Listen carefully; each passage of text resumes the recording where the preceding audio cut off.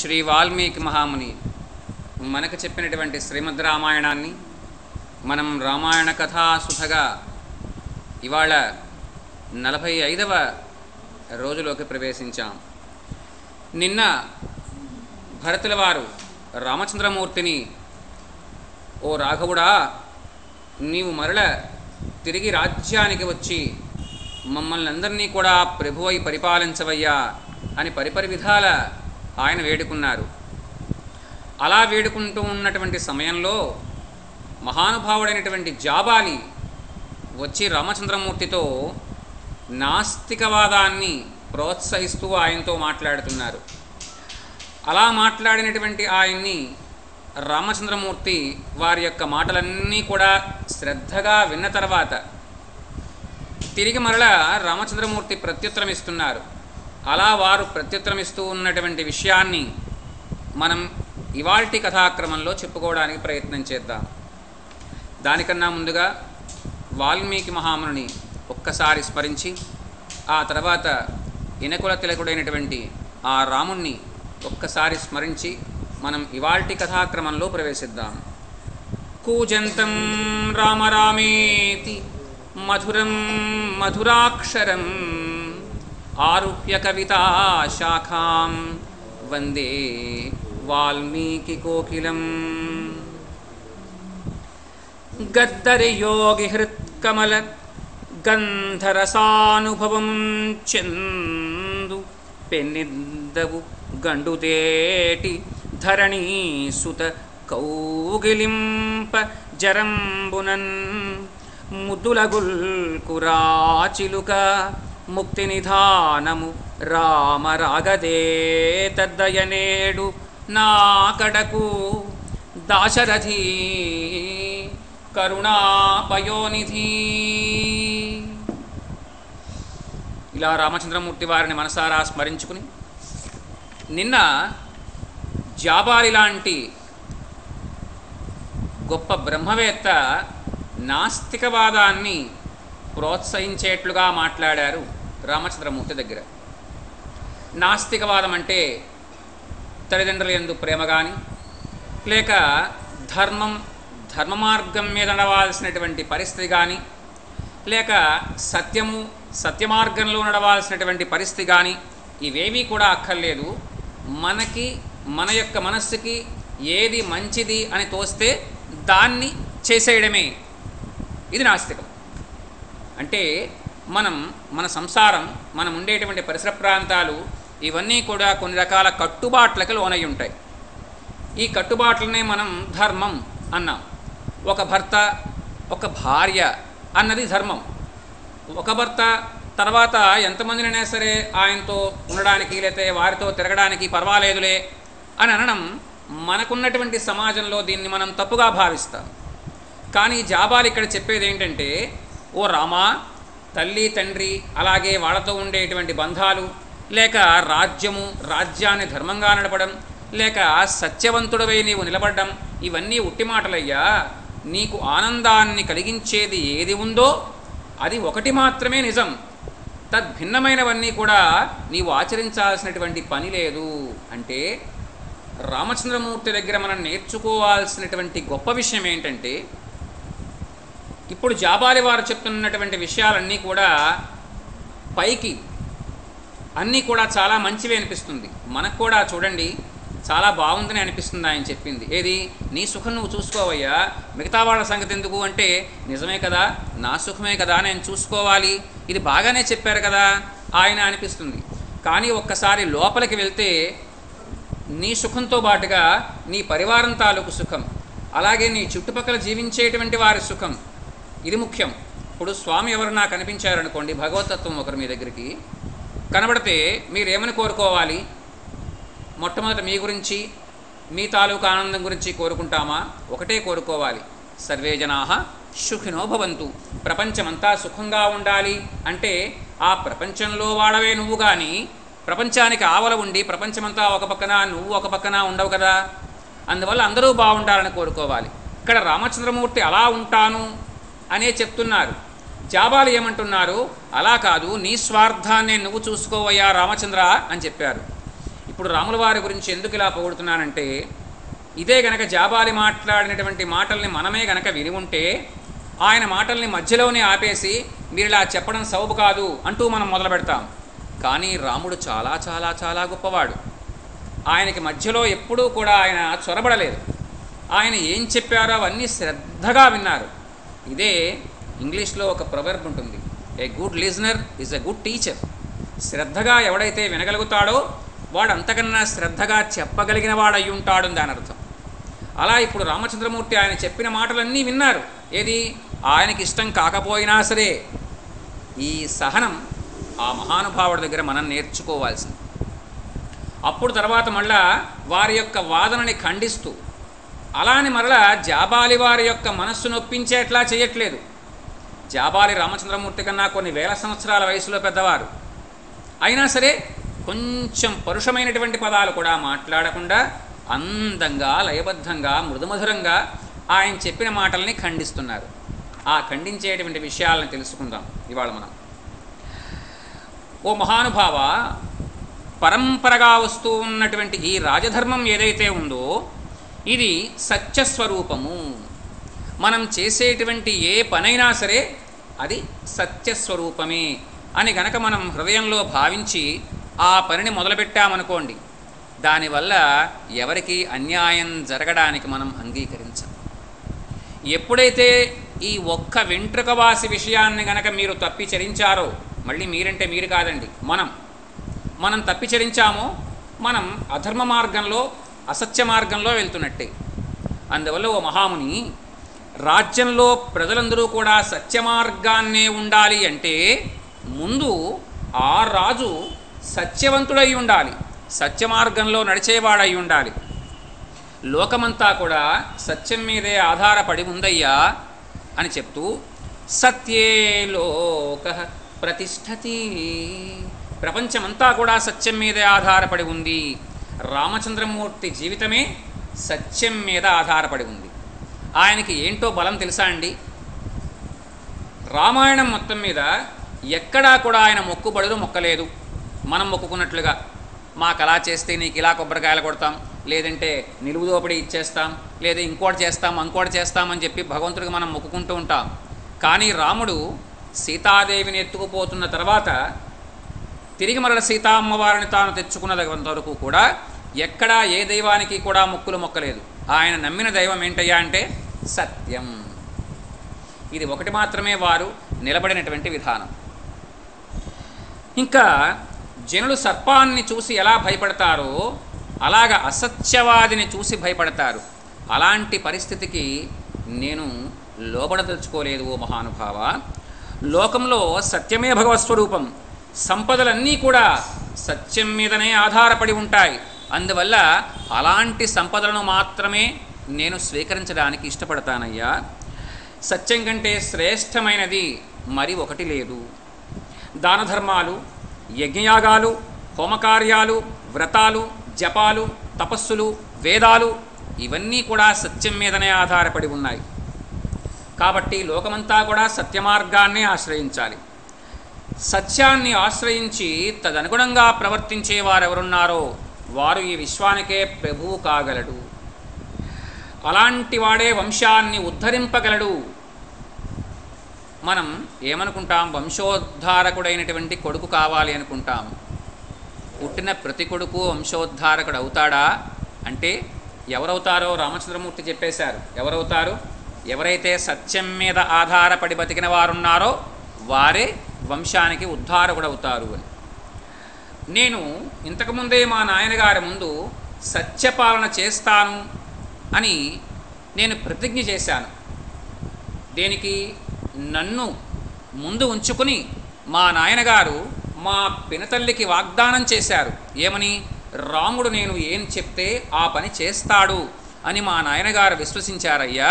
అందువల్ల నాయనగారి యొక్క విశ్వాసాన్ని నిలబెట్టడం నా ధర్మం. అందువల్ల నాయనగారు సత్యవాక్ పరిపాలకుడు అన్న విషయం నిలబడాలంటే నేను వనవాసంలోనే ఉండాలి, వనవాసమే చెయ్యాలి. తద్భిన్నంగా నేను ప్రవర్తించడానికి అంగీకరించను అని చెప్పారు. తాను చేసినటువంటి ప్రతిజ్ఞ తప్పి ఎవరైతే చరిస్తారో వారు సమర్పించినటువంటి హవ్యకవ్యాలని దేవతలు స్వీకరించరు. ఇక్కడ మీకు దీని గురించి వివరణ చెప్తాను. హవ్యం అన్న మాట అర్థం ఏంటంటే, రేపు మనం నవరాత్రుల్లో రోజు ఇక్కడ చేయబోతున్నటువంటి హోమం, ఆ హోమంలో మనం సమర్పించేదాన్ని హవ్యం అంటారు. అంటే ఇవి దేవతలకు వెళ్తాయి. ఏ దేవతను ఉద్దేశించైతే మనం హోమం చేస్తామో ఆ దేవతకి వెళ్తుంది, దాన్ని హవ్యం అంటారు. అలాగే స్వర్గస్థులైనటువంటి మన యొక్క పితృపితామహ ప్రపితామహల్ని గురించి ఇచ్చేటువంటి పిండ ప్రదానాలని కవ్యం అంటారు. ఇది కూడా హోమంలోనే వేస్తారు, మెతుకులు వేయిస్తారు. మా వర్ణంలో మెతుకుల్ని హోమంలో వేయిస్తారు. దీన్ని కవ్యం అంటారు.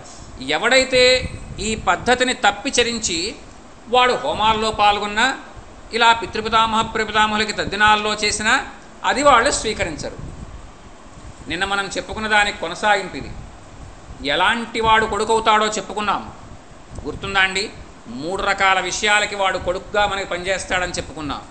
ఇప్పుడు దానికి కొనసాగింపుగా రామచంద్రమూర్తి వారు ఇంకో మాట కూడా చెప్పారు. సత్యాన్ని తప్పిచరించేటువంటి వాడు ఇచ్చినటువంటి దేన్ని కూడా దేవతలు కానీ స్వర్గస్థులైనటువంటి తల్లిదండ్రులు కానీ ముట్టుకోరు. ఇంకా వాడు చేసినటువంటి అట్టహాసం ఇదంతా దేనికి? జనాల కోసం. అందువల్ల నేను సత్యాన్ని తప్పడానికి, మా నాయనగారికి ఇచ్చినటువంటి మాట తప్పడానికి కూడా నేను ఏ కోశాన అంగీకరించనయ్యా అని చెప్పారు. ప్రజాక్షేమానికి కట్టుబడి రాజ్యాధికారం రావడం ధర్మం, కానీ ఇది అన్యాయాపార్జితంగా మాత్రం నేను స్వీకరించను. ఇప్పుడు ఈ దేశానికి ప్రభువుగా మా తండ్రి భరతుడిని నిర్ణయించారు, నన్ను వనాలకు వెళ్ళమన్నారు. అందువల్ల భరతుడు రాజ్యం చేయడం, నేను దండకారణ్యాలలో సంచరించడం, ఇది మాత్రమే ధర్మం అని చెప్పారు. ఓ జాబాలి, ఓ పూజనీయుడా, నీవు మాట్లాడినటువంటి మాటలన్నీ కూడా యుక్తియుక్తంగానే ఉన్నాయి. రామచంద్రమూర్తి ఎంత గొప్పవారో, మాటలు మాట్లాడడంలో ఈయనకంటే గొప్పవారు లేరు. వాక్య విధాం వరిష్ఠ, మాటలు మాట్లాడడంలో నేర్పు పొందిన వారు ఎవరున్నారో వారందరిలోకి గొప్పవాడు రాముడు. ఓ జాబాలి, నీవు చెప్పిన మాటలు బాగానే ఉన్నాయని చెప్పారు. అది ఎవరికి బాగుంటాయి?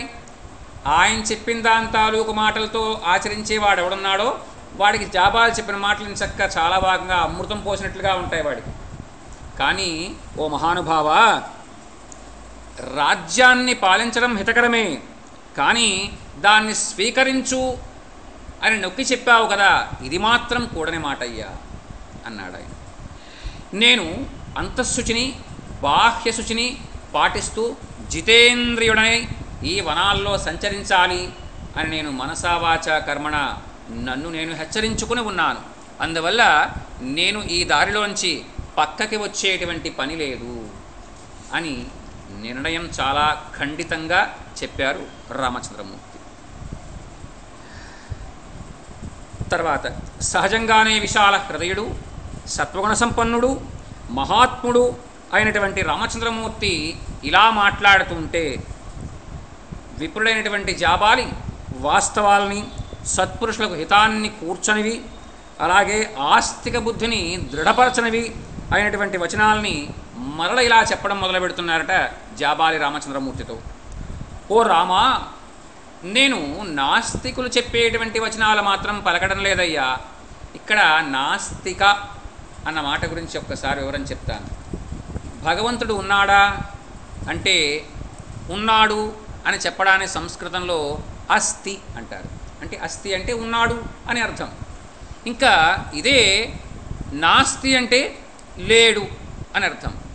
ఇక్కడ ఉన్నాడు అంటే ఎప్పుడు ఉన్నాడు? ఒకప్పుడున్నాడా, ఇప్పుడున్నాడా, ఇక ముందు ఉంటాడా అన్నది ఎవరికి వారికి స్వానుభవంలోనే తెలుసుకోవడం. అలాగే నాస్తి అంటే ఇప్పుడు లేడా, ఇంతకుముందు లేడా, లేక ఇక ముందు ఉండడా అన్నది కూడా ఎవరికి వారికి స్వానుభవంలో తెలుసుకోవాల్సినటువంటి విషయమే. ఇక్కడ నాస్తి అన్న మాటకి అస్తి అనే వస్తుంది. ఎందుకంటే ఒకప్పుడున్నవాడు ఇప్పుడు లేడు.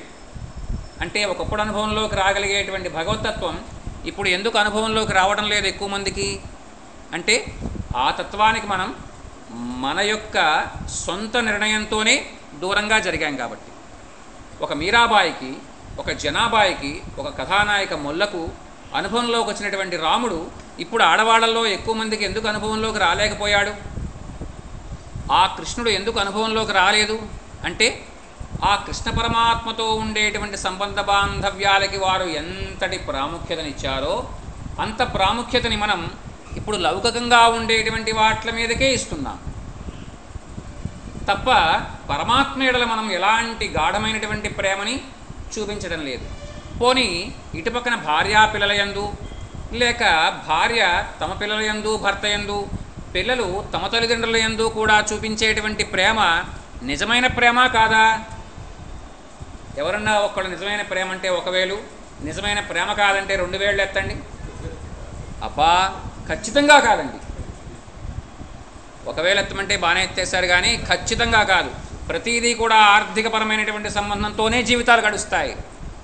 ఆయనతో మాత్రమే ఆర్థికపరమైనటువంటి సంబంధం మనకు ఉండదు. ఇలాంటి తత్వాన్ని మనం ఎప్పటికి పెంపొందించుకోగలుగుతాం? అప్పుడు మాత్రమే ఒక మీరాబాయి ఎలాంటి ఆనందాన్ని పొందిందో అలాంటి ఆనందాన్ని మనం పొందుతాం. ఒక జనాబాయి, ఒక మొల్ల, లేకపోతే ఒక త్యాగరాజు, ఒక రామదాసు, ఒక క్షేత్రయ్య, ఇలాంటి వాళ్ళందరూ, తుకారాం మహారాజు వారు, ఇలాంటి వాళ్ళు ఏ ఆనందం పొందారో ఆ ఆనందాన్ని మనం అప్పటికి పొందగలుగుతాం. అంతవరకు కూడా మనం పొందలేం. అంగో అదే విషయాన్ని ఇక్కడ చెప్తూ, పరలోకం లేదు అని నేను చెప్పడం లేదయ్యా రామచంద్ర, కాల పరిస్థితుల్ని బట్టి నేను మరల ఆస్తికుణ్ణయ్యాను. లోక వ్యవహారాలని బట్టి ఒక్కొక్కసారి నేను నాస్తికుడుగా ఉంటానయ్యా. అంటే నాస్తికుడుగా నేను మాట్లాడతాను, నిజానికి నేను పరబ్రహ్మతత్వం లేదు అని నేను చెప్పను. కానీ ఒక్కొక్కసారి పరిస్థితులను బట్టి నేను ఇలా మాట్లాడతానయ్యా. ఓ రామా, నాస్తికవాదుల్లా మాట్లాడవలసినటువంటి పరిస్థితులు ఏర్పడడం చేత, ఎందుకని నీవు తిరిగి మరల రామరాజ్య స్థాపన కోసం తిరిగి మరల కోసల సామ్రాజ్యానికి వచ్చి అయోధ్యానగరంలో సింహాసనాన్ని అధిష్ఠించాలి అని గాఢంగా నమ్మేటి విశ్వసించేటువంటి వాళ్ళల్లో నేను మొదటివాడిని కాబట్టే నిన్ను ఇవన్నీ వదులుకొని అక్కడికి రావయ్యా అని అన్నాను. అంతే తప్ప నేను ధర్మాన్ని తప్పేటువంటి వాడిని కాదు, పరమాత్మతత్వానికి తప్పి చరించేవాడిని కాదయ్యా అని చెప్పి అలా పలికినందుకు ఓ రామభద్ర నన్ను క్షమించవయ్యా అన్నాడు. ఒక బ్రహ్మవేత్త ఆయన ముందు చేతులు జోడించి క్షమించవయ్యా అని అడిగాడు. ఇది రామచంద్రమూర్తి యొక్క సత్య ప్రమాణం. రాముడు ఎందుకు పూజనీయుడు అంటే, ఎందుకు పూజనీయుడు? జాబాలి ఒక సద్బ్రాహ్మణ వంశంలో పుట్టినటువంటి మహానుభావుడు, వశిష్ఠుల వారంతవారో అంతటివాడు. అలాంటి వాడు రామచంద్రమూర్తి ముందు చేతులు జోడించి నన్ను క్షమించవయ్యా అన్నాడంటే ఈ మహానుభావుడు క్షత్రియ వంశంలో పుట్టిన ఎంత గొప్పవాడు. అందుకనే నిన్న కూడా మీకు చెప్పాను, జన్మనా జాయతే శూద్రః కర్మణా క్రియతే ద్విజః. పుట్టుకతో ప్రతివాడు శూద్రుడే. అంటే శూద్రుడంటే ఇక్కడ మళ్ళీ వర్ణాన్ని కించపరచడం కాదు, అజ్ఞానంతో ఉన్నవాడని అర్థం. చాలామంది కొన్ని మాటల్ని పట్టుకుని ఆ శూద్ర అన్న మాట మాకు వర్తిస్తుంది కాబట్టి మమ్మల్ని ఆయన కించపరిచారు అనుకుంటారు. ఇది తప్పు. అజ్ఞానంలో ఉన్నవాడిని శూద్రుడు అంటారు, జ్ఞానవంతుణ్ణి బ్రాహ్మడు అంటారు. ఇలా జ్ఞానవంతుడిగా మారడం 4 వర్ణాల్లో ఎవరైనా మారచ్చు, ఎవడైనా బ్రాహ్మడవచ్చు. అలాగా నన్ను క్షమించవయ్యా అన్నాడు ఆ జాబాలి. రామచంద్రమూర్తి కొద్దిగా మనసులో కష్టపెట్టుకున్నారు అని భావించారట వశిష్ఠ భగవానుడు.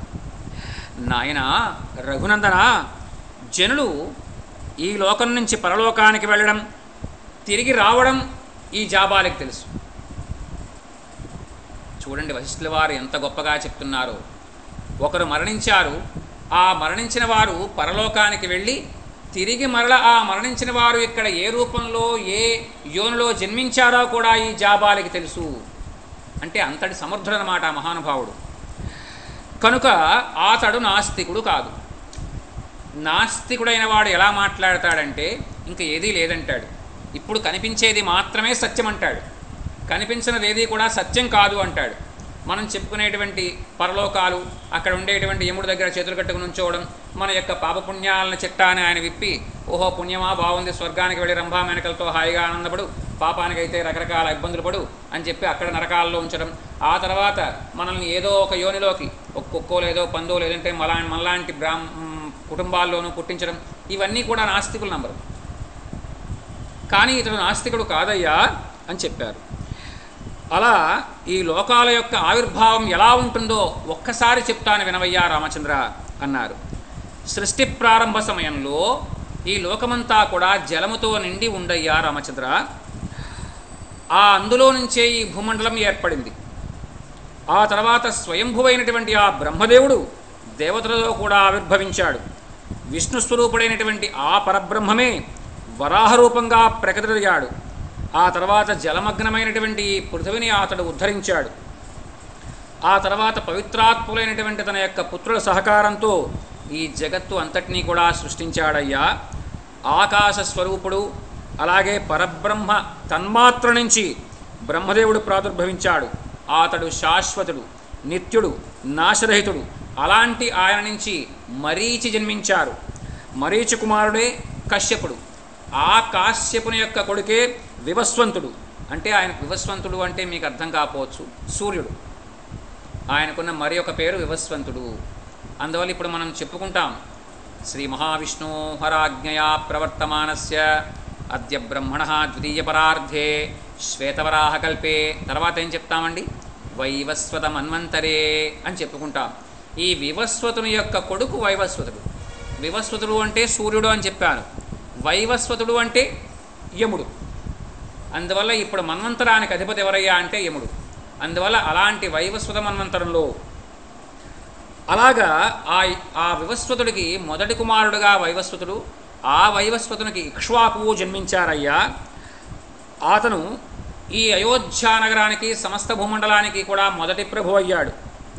ఆయన కుమారుడైనటువంటి కుక్షి, ఆ తర్వాత వికుక్షి, ఆ తర్వాత బాణుడు, ఆ తర్వాత అనరణ్యుడు, ఆ తర్వాత ఆ అనరణ్యుని వారికి పరిపాలించే సమయంలో అనావృష్టి కానీ, కరువు కాటకాలు కానీ, చోరభయం కానీ లేదు. ఆయన కొడుకే పృథుమహారాజు, ఆయన కొడుకే త్రిశంకువు. అలాగే ఆ త్రిశంకువే సశరీరంగా స్వర్గానికి పంపబడ్డాడు విశ్వామిత్రుల వారి చేత. అలాగే త్రిశంకువు యొక్క కొడుకైనటువంటి దుందుమారుడు, ఆయన యొక్క కొడుకైనటువంటి మాంధాత, ఆ మాంధాత యొక్క కొడుకు సుసంధి, ఆయన యొక్క కొడుకు ధ్రువసంధి, అలాగే ప్రసేనజిత్తు, ఆయన కొడుకు భరతుడు, ఆయన తర్వాత అసితుడు, ఆ తర్వాత హైహైలు, తాళశంగులు, శశిబిందులు అనేటువంటి సామంతులందరూ కూడా వారికి శత్రువులయ్యారు. అలా శత్రువులైన తర్వాత వారందరినీ జయించి ఆయన భగవద్ధ్యానం చేసుకుంటూ ఆ హిమోత్పర్వత ప్రాంతాల్లో ఉన్నారు. అతని యొక్క భార్యలు ఇద్దరు. అందులో ఒక భార్యకి రెండవ భార్య విషాన్ని ఇచ్చింది. ఆమె విగతుడైనటువంటి కొడుకుని జన్మించింది. అతనికే సగరుడు అని పేరు. అక్కడ ఉన్నటువంటి మహానుభావుడైనటువంటి భృగువు ఆ పిల్లవాడిని మరల బతికించాడు. అలా అతని యొక్క కొడుకైనటువంటి సగరుడు. ఆ తర్వాత అతని యొక్క వంశంలో చిట్ట చివరి వారిగా మీ నాయనగారైనటువంటి దశరథుల వారు జన్మించారయ్యా. ఇలా వంశపారంపర్యంగా మీది చాలా గొప్పదైనటువంటి వంశం అని చెప్పారు. అని చెప్తూ, ఓ యశస్వి శ్రీరామ, మీ పూర్వీకులందరూ ఏ ధర్మాన్ని, ఏ సత్యాన్నైతే పాటించారో అలాంటి సత్యాన్ని, ధర్మాన్ని నీవు కలకాలం నిలపాలి. నీలాంటి వాడు ధర్మాన్ని, సత్యాన్ని పాటించినందువల్ల మిగిలిన జనాభా అంతా కూడా దాన్నే పాటించడానికి ఇష్టపడతారయ్యా అన్నారు. ఇలా కృష్ణ పరమాత్మ భగవద్గీతలో చెప్పినవన్నీ కూడా ఆచరణ సాధ్యాలా కాదా అని కొంతమందికి అనుమానం రావచ్చు. రామచంద్రమూర్తి యొక్క అవతారంలో ఆ మహానుభావుడు ముందుగానే ఇవన్నీ ఆచరించి ఆ తర్వాత అర్జునుల వారికి భగవద్గీత రూపంలో ఇవన్నీ కూడా ఆచరణ సాధ్యాలే అని భగవద్గీతలో చెప్పారు. యద్యద్ ఆచరతి శ్రేష్ఠ తత్తదేవేతరో జనాః సయఃప్రమాణం కురుతే లోకస్తదనువర్తతే. ఎవరైతే ఆచరిస్తారో అలాంటి ఆచరించేవాడినే ప్రమాణంగా తీసుకుంటారు మిగతా వాళ్ళందరూ కూడా. ఇప్పుడు రామచంద్రమూర్తి ఎలా జీవించారు, భార్యతో ఎలా ఉన్నారు, తల్లిదండ్రులతో ఎలా ఉన్నారు, మిత్రులతో ఎలా ఉన్నారు, ఇవన్నీ మనం ఖచ్చితంగా ఆచరించడానికి ప్రయత్నం చేస్తున్నాం కదా ఆయనలాగే. అలాగా ఓ రామ, నీవు అందరికీ కూడా ఒక ఆదర్శవంతమైనటువంటి మహారాజుగా ఉండాలయ్యా అని ఆశీర్వదించారు ఆయన. అలాగే నీవు కూడా ఈ రాజ్యాన్ని పరిపాలించాలయ్యా మహానుభావ అన్నారు. అలా అంటూ ఆ వశిష్ఠుల వారు నీవు అయోధ్యా నగరానికి తిరిగి రావయ్యా అని కూడా చెప్పారు చివరిలో. కానీ రామచంద్రమూర్తి అంగీకరించలేదు. ఓ మహానుభావ, మీరు ఎన్ని చెప్పినా సరే నా మనస్సు ఏదైతే ప్రతిన పూనిందో ఆ ప్రతిన నుంచి నేను వెనకకు మరలేటువంటి పని లేదు. ఒక్క అడుగు కూడా నేను ఎంచుకున్నటువంటి దారి నుంచి వెనకకు వెయ్యను అని చెప్పారు. ఓ మహానుభావ, తల్లిదండ్రులు తమ సంతానానికి జన్మనిస్తారు. తమ శక్తికి తగినట్లుగా అన్నవస్త్రాలు ఇస్తారు. అలాగే వారికి నలుగుబెట్టి స్నానాలు చేయిస్తారు. అందంగా జోకొట్టి నిద్రపుచ్చుతారు. ప్రేమతో మాట్లాడతారు. తమ ప్రాణాన్నే వారి కోసం పణంగా పెడతారు. అలాంటి తల్లిదండ్రుల యొక్క సేవ, ఆ రుణం తీర్చుకోవడం ఎవరికైనా సరే అసాధ్యం అని చెప్పారు రామచంద్రమూర్తి. నేను అందుకనే పుస్తకాలు తెచ్చుకోమని చెప్పడానికి కారణం ఏంటంటే, ఇలాంటి మాటలు మరల వినడానికి అవకాశాలు ఉండవు. ఇలాంటి మాటలు, రాముడు చెప్పినటువంటి అమూల్యమైనటువంటి మాటలు వెంటనే కాగితం మీద రాసుకుని మన ఇంట్లోకి వెళ్ళి మనం పిల్లలకి చెప్పాల్సినటువంటి పరిస్థితి. రామచంద్రమూర్తి ఎప్పుడైతే ఇలా మాట్లాడారో భరతుల వారు చాలా నిస్పృహకు లోనయ్యారట. అయ్యయ్యో, మనం ఎంత ప్రయత్నం చేసినా కూడా అన్నయ్య తిరిగి మరల రాజ్యానికి రానంటున్నాడే అని బాధపడ్డాడు. తన సమీపంలోనే కూర్చున్నటువంటి తమ యొక్క నాయనగారి యొక్క స్నేహితుడు అయినటువంటి మహామంత్రి అయినటువంటి సుమంత్రుల వారి దగ్గరికి వెళ్ళాడు. ఓ సుమంత్ర, ఈ భూమి మీద దర్భలపరచు అన్నాడు. దర్భలు దేనికి పరుస్తారో తెలుసా అండి? ఏదైనా ఒక ప్రాణోత్క్రమణ సిద్ధాంతాన్ని పాటించడం కోసం పరుస్తారు. అంటే ప్రాయోపవేశం అన్న మాట వినే ఉంటారు. జీవించి ఉండగానే ఆహారాన్ని తీసుకోకుండా, ఇంకా ఏ రకమైనటువంటి స్థితులకి లోను కాకుండా అలా నిశ్చలంగా పరమాత్మని ధ్యానిస్తూ దర్భల మీద పడుకోవడం. ఎంతకాలం ఈ శరీరం ఉంటే అంతకాలం శరీరం ఉంటుంది, ఆ తర్వాత లోపల ఉన్నటువంటి జీవి బయటకు వస్తుంది. దీన్ని ప్రాయోపవేశం అంటారు. అందువల్ల అలా నేను ప్రాయోపవేశం చేస్తాను, అన్నగారు తిరిగి మరల అయోధ్య నగరానికి వస్తానని చెప్పేంతవరకు ఓ సుమంత్ర దర్భలపరచు అన్నాడు ఆయన. అప్పుడు మహానుభావుడైనటువంటి రాజర్షి, దివ్యమైనటువంటి శస్త్రాస్త్ర సంపన్నుడు, వినయశీలి, విజ్ఞానవంతుడు అయినటువంటి ఆ ఇనకుల తిలకుడైనటువంటి రామచంద్రమూర్తి, నాయనా భరత, నీవు నన్ను ఇలా ఉద్దేశించి అడ్డగించడానికి నేను నీకు ఏమి అపకారం చేశానురా అన్నాడు ఆయన. ప్రాయోపవేశం రాముల వారు వనంలోకి వెళ్లకుండా అడ్డంగా పడుకుంటా అన్నాడు ఆయన. దాంతో రామచంద్రమూర్తి ఎలా అడిగారో చూడండి. నాయనా భరత, నేను నీకు చేసినటువంటి అపకారం ఏమిట్రా? బ్రాహ్మణుడు ఒక పక్కకు వాలి పరుండి అన్యాయానికి పాల్పడిన వాళ్ళని అడ్డగించడం ఇది ధర్మం రా. రామచంద్రమూర్తి చెప్పిన ధర్మాలు చూసారా అండి? బ్రాహ్మడికి ఏదైనా కష్టం వచ్చిందనుకోండి, ఆ కష్టం గనక ఎదుటివారి వల్ల వచ్చిందని తాను తలిస్తే వారు వెళ్ళేటువంటి దారిలో తాను దర్భలు పరుచుకొని కూర్చుని పడుకోకుండా ఒక పక్కకి వారు ఇలా ఉన్నా సరే ఆయనకి ఈ పక్కన ఆ పక్కన దాటి వెళ్ళడానికి వీల్లేదు. ఆయన సంగతి ఏంటో విని ఆయనకి న్యాయం జరిగిన తర్వాతే అవతలకి దాటి వెళ్ళాలి. అంతేగాని కూర్చున్న చోట ఎంత ఉందిలే ఆ పక్క నుంచి వెళ్ళిపోవచ్చు కదా అని కుదరదు. భూమండలానికి ఈ అంచుకి, భూమండలానికి ఆ అంచుకి కూడా ఆ శక్తి ఉంటుంది. ఈ మధ్యలో బ్రాహ్మడు కూర్చొని చెయ్యిలా పెట్టుకుని ఉంటుంది, దాటి వెళ్ళడానికి వీల్లేదు. అలా బ్రాహ్మడు కూర్చోవచ్చు రా నాయన అని చెప్తున్నాడు ఆయన. కానీ పట్టాభిషిక్తులు కానున్నటువంటి క్షత్రియులు ఇలా అడ్డగించడం ధర్మం కాదురా తమ్ముడు, దయచేసి లేవరా, ఆ ఉద్దేశ్యం మానరా. ఓ భరత, ఇలాంటి కఠోర వ్రతాన్ని మాను. లే, ఇక్కడి నుంచి బయలుదేరి మహానగరమైనటువంటి అయోధ్య నగరానికి వెళ్ళు. రాజు లేనటువంటి రాజ్యం ఎంతటి దుర్భరమైనటువంటి పరిస్థితులకు లోనవుతుందో నీవు, నేను, తమ్ముళ్ళు అందరూ కలిసి చదువుకున్నాం కదరా. ఆ చదువుకున్న విషయాల్ని ఒక్కసారి గుర్తు తెచ్చుకోరా నాయన. అందువల్ల బయలుదేరి రాజ్యానికి వెళ్ళి నాయనగారి యొక్క మాటని నిలబెట్టడానికి ప్రయత్నం చెయ్యరా అన్నారు. అక్కడ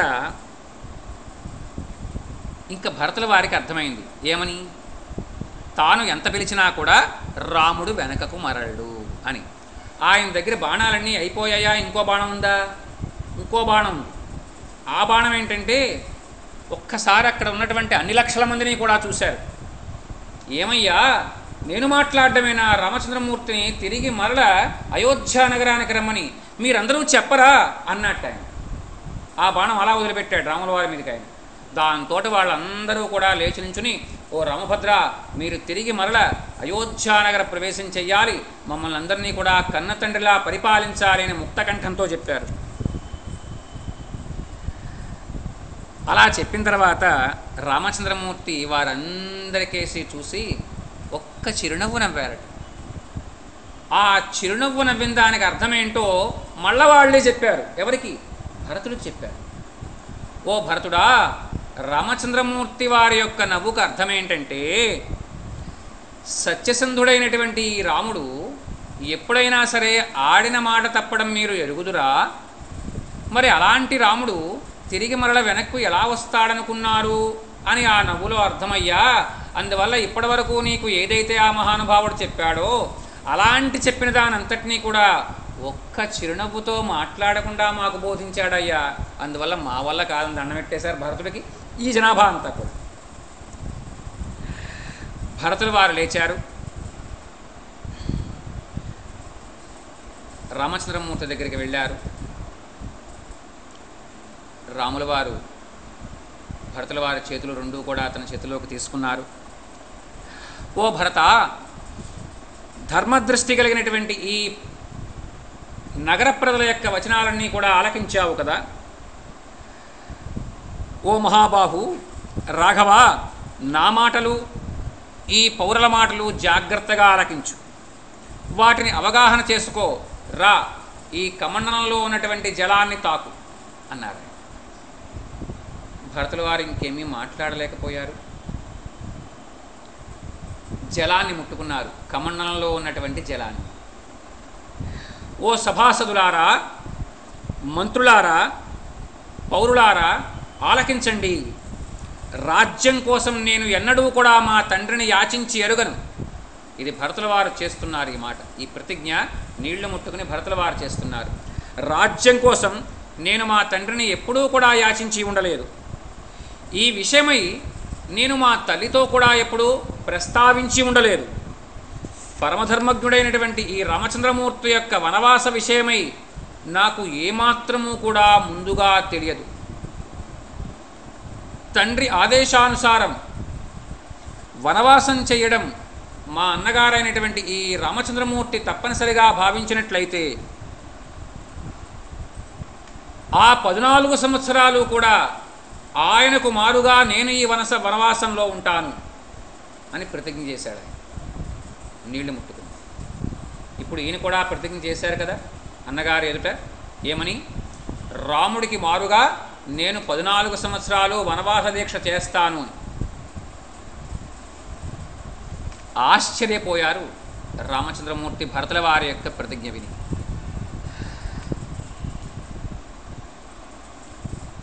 తండ్రి గారు జీవించి ఉండగా, ఓ భరత, చేసినటువంటి అమ్మకము కానీ, జాగ్రత్తగా వినండి, ఇది మనందరికీ కూడా అనుభవంలోకి వచ్చే మాట చెప్తున్నారు రామచంద్రమూర్తి.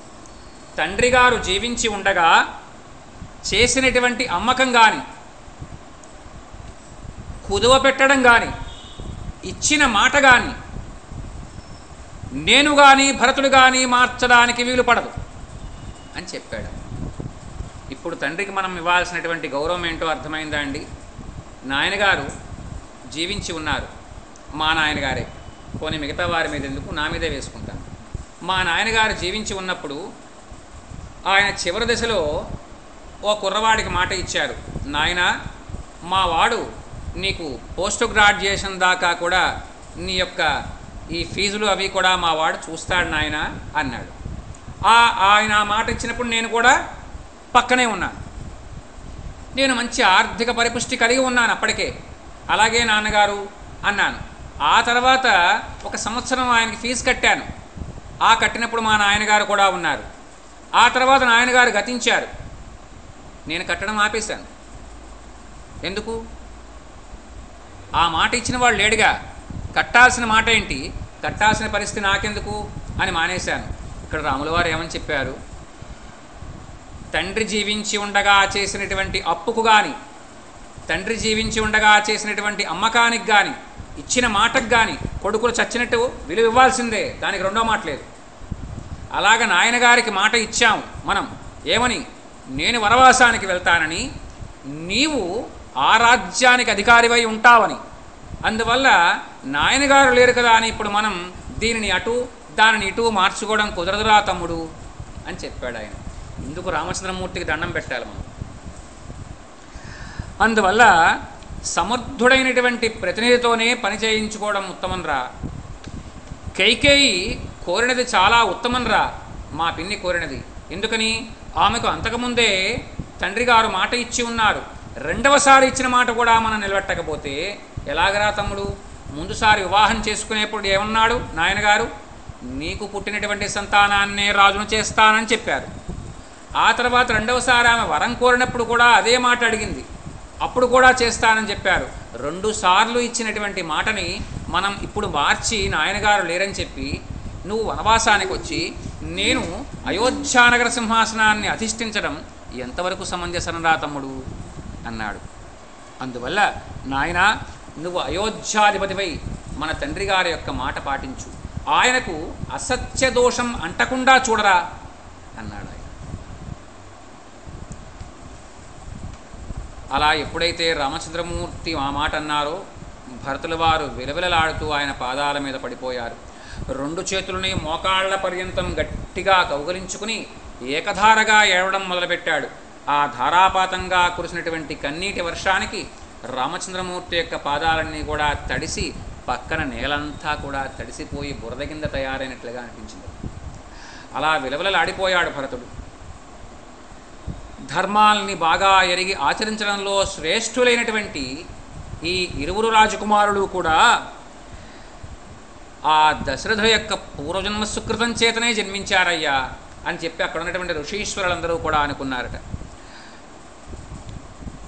అక్కడ ఉన్నటువంటి ఋషీశ్వరులందరికీ కూడా తెలుసు ఏమని, ఈ రాముడు వనవాసంలోనే ముందుకు వెళ్ళాలని, ఆ తర్వాత సీతాపహరణం జరుగుతుందని, ఆ తర్వాత వానరరాజు అయినటువంటి సుగ్రీవునితో మైత్రి బలపడుతుందని, ఆ తర్వాత సీతామ్మవారిని వెతికించడం కోసం వానరుల్ని పంపిస్తారని, అందులో ఒక వానరుడు సీతజాడ తెలుసుకుంటాడని, ఆ తర్వాత బయలుదేరి రామచంద్రమూర్తి లంకానగరం మీద దండెత్తి ఆ దశకంధరుడైనటువంటి రావణాసురుణ్ణి వారి యొక్క సోదర పుత్ర మాతృ సహితంగా సంహరిస్తారు అని వీళ్ళకి తెలుసు. అందువల్ల రాముడు తిరిగి మరల వెనకడుగు వేసేటువంటి పని ఉండదు అనే సంగతి కూడా వారికి తెలుసు.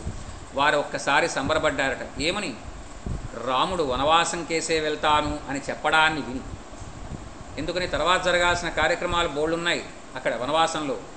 ఘోర రాక్షసులందరినీ కూడా సంహరించాలి, ఆయన జగత్తంతటినీ కూడా సంరక్షించాలి. ఇవన్నీ ఎవరు చేస్తారు? ఈయన వెనక్కి వెళ్ళిపోతే. అందువల్ల అమ్మయ్య, రాముడు వనానికే వెళ్తానంటున్నాడు కదా అని సంబరపడ్డారు.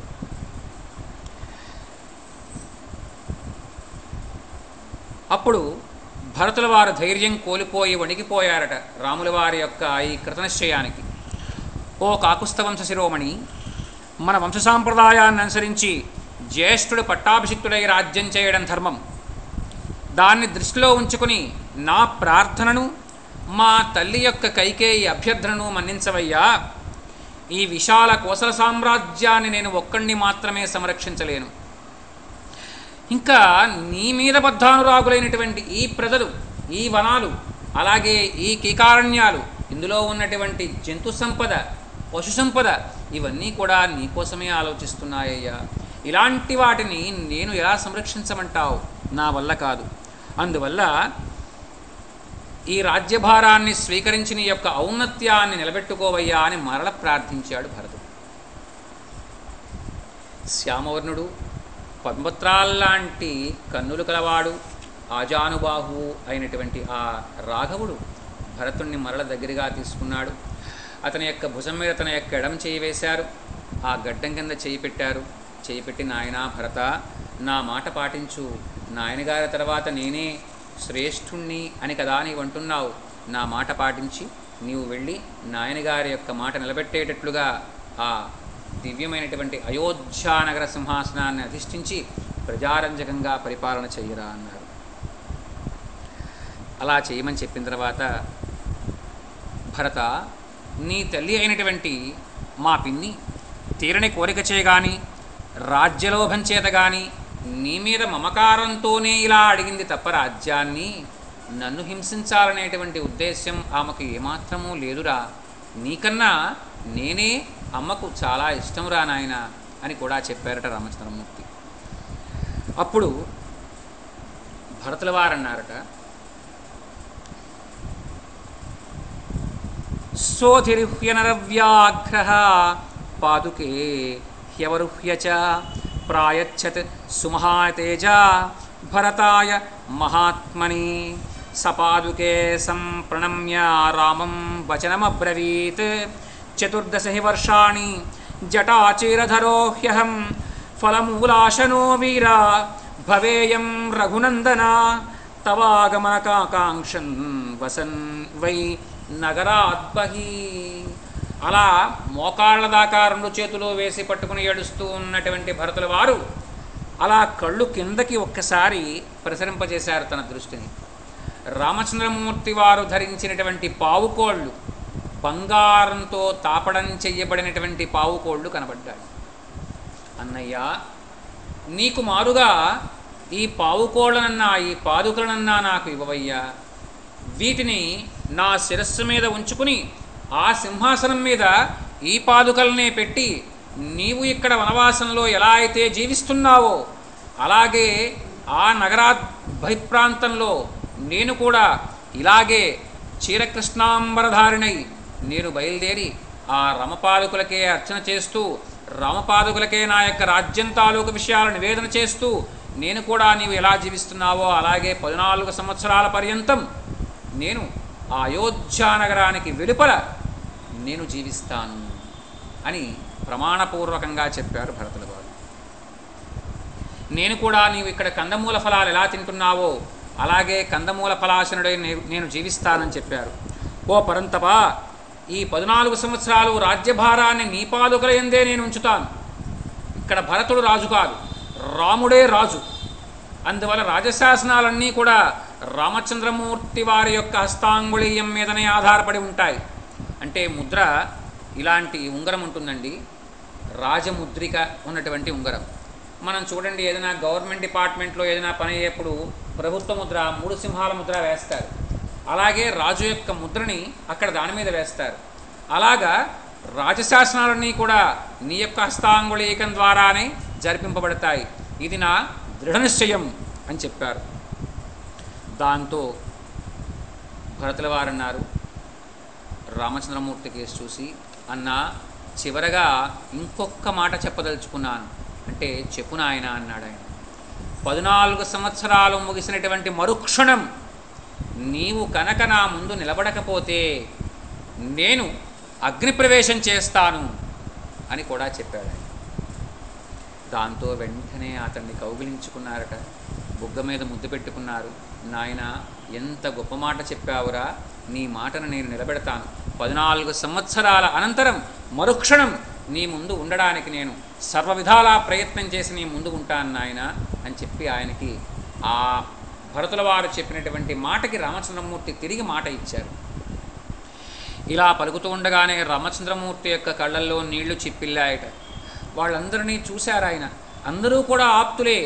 పురప్రజల దగ్గర నుంచి ప్రతి వారి యొక్క కుటుంబంలో వాళ్ళ పేరు పేరునా కూడా తెలిసిన వాడు రాముడంటే. అలాంటి వాళ్ళందరినీ చూస్తే ఆయన యొక్క దుఃఖం పొంగిపోయి ధారగా నీళ్లు రావడం మొదలుపెట్టాయట. దాంతో అందరూ కూడా కళ్ళమ్మట నీళ్లు పెట్టుకున్నారు.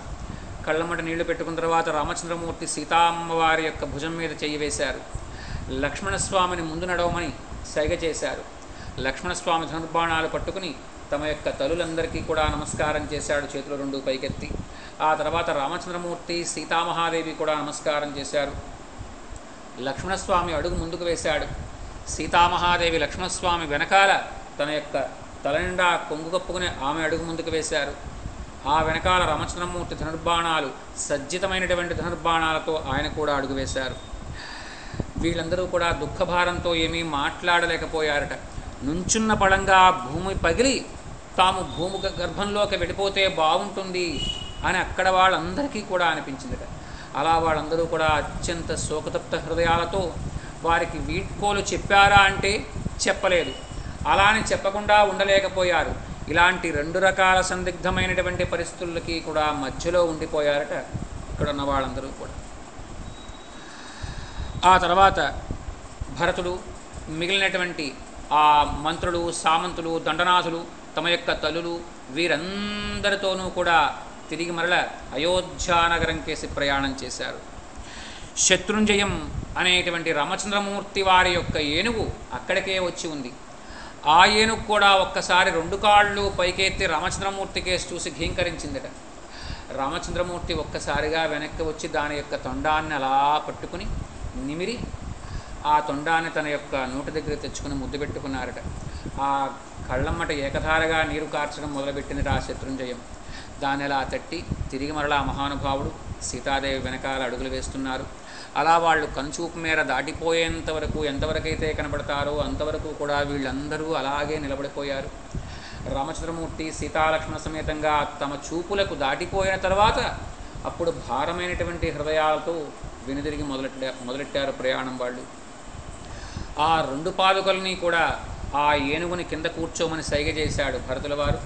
ఆ ఏనుగు 4 కాళ్ళ మీద కింద కూర్చుంది. ఆ పాదుకలు తీసుకొస్తుంటే పాదుకల దగ్గరికి ఒక్కసారి ఆ తొండం పెట్టి పాదుకలను అలా ముట్టుకుందట.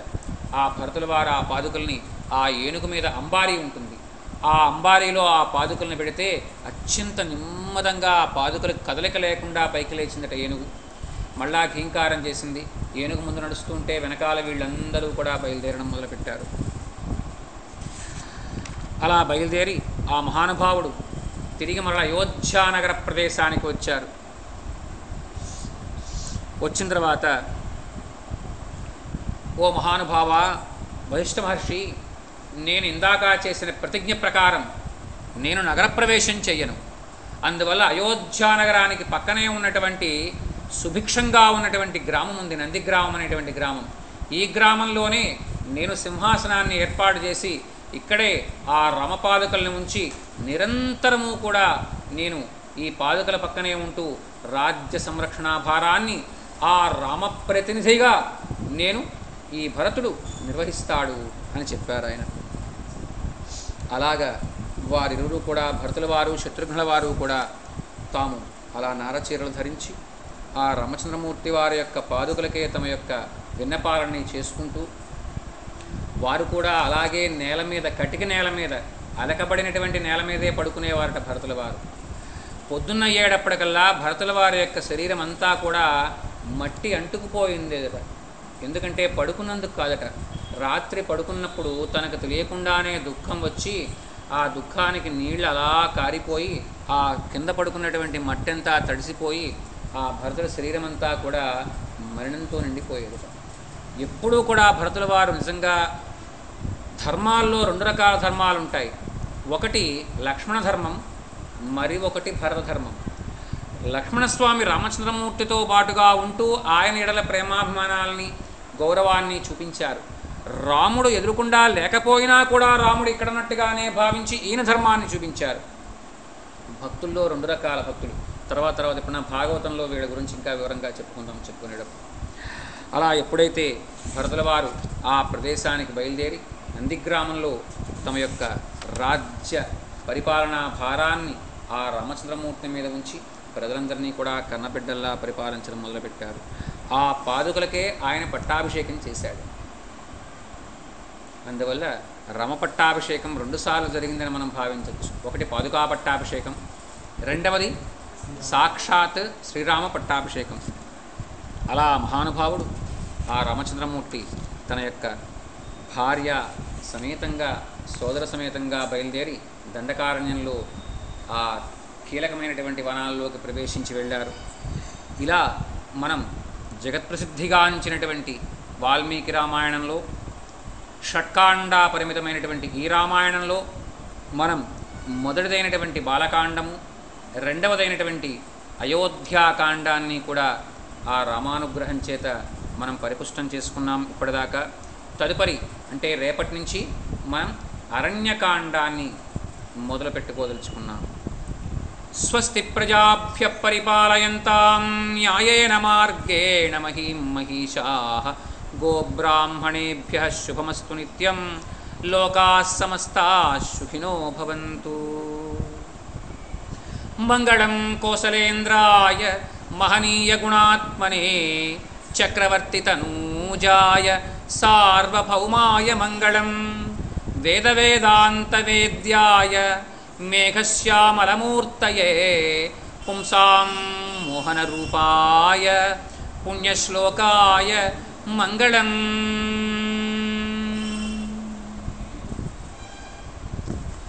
సర్వే జనాః సుఖినో భవంతు. సమస్త సన్మంగళాని సంతు.